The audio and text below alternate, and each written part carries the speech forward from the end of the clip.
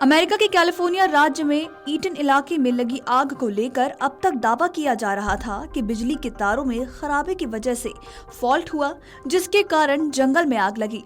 हालांकि अब एक सरकारी आयोग ने अपनी रिपोर्ट में दावा किया है कि जिस पावर लाइन से आग लगने की बात कही जा रही है वो आग लगने वाली जगह से मीलों दूर है।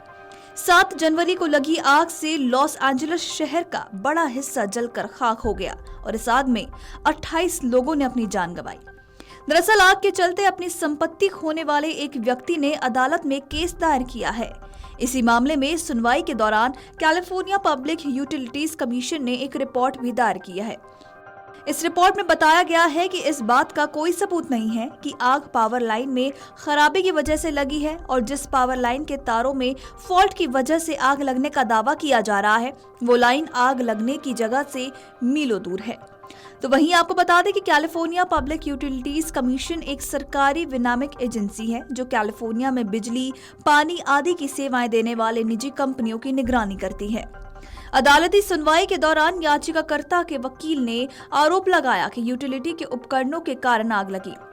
उन्होंने आग के शुरुआती मिनटों के दौरान लिए एक वीडियो में भी दिखाया जिसमें बिजली के टावरों के नीचे आग की लपटें नजर आ रही हैं। उनका कहना है कि वीडियो एक गैस स्टेशन के बाहर लगे कैमरे से लिया गया है। ईटन इलाके में लगी आग तूफानी हवाओं की वजह से भड़कती चली गई और उसने लॉस एंजलिस के बड़े इलाकों को अपनी चपेट में ले लिया। तो वहीं अग्निशमन दल हफ्तों से आग बुझाने की कोशिश कर रहे हैं। हालांकि फिलहाल ईटन इलाके में लगी आग पर काबू पा लिया गया है और जल्द ही इसके बुझने की भी उम्मीद जताई गई है। आपको बता दें कि दक्षिण कैलिफोर्निया में लगी आग ने पूरे इलाके में तबाही मचा दी है। सैकड़ों लोगों को इस आग के चलते अपना घर छोड़ना पड़ा है। इसी बीच वहां के लोगों के लिए थोड़ी राहत की बात सामने आई है। दरअसल इतने दिनों के सूखे और शुष्क मौसम के कारण दक्षिणी कैलिफोर्निया में बारिश हुई जो आग बुझाने में अग्निशमकों के लिए मददगार भी साबित हुई।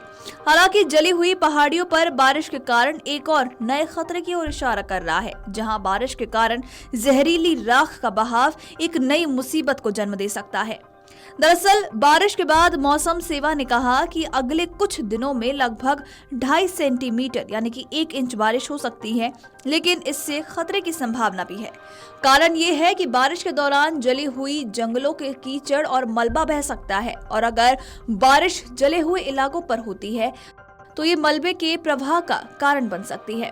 बता दें कि शनिवार रात से बारिश शुरू हुई और रविवार तक ये बढ़ सकती है, जिससे बर्फबारी भी हो सकती है। तो वहीं कुछ इलाकों में बाढ़ की चेतावनी भी जारी की गई है। दक्षिणी कैलिफोर्निया में आसपास बारिश होने की उम्मीद है, जिससे लंबे समय से चले आ रहे सूखे मौसम में बदलाव होगा। हालांकि शनिवार को भी कई जंगल की आग जारी दिखी।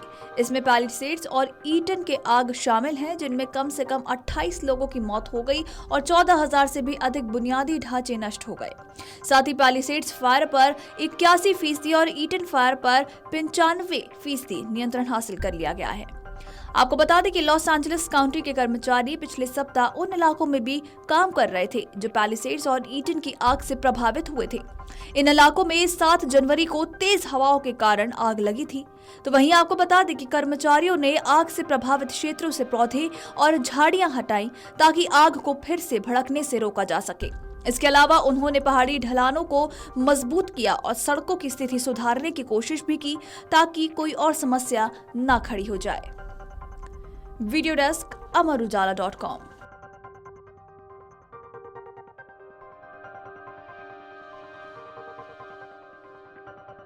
अमर उजाला जीवांजलि के सारथी की मदद लें और महाकुंभ में स्नान जरूर करें।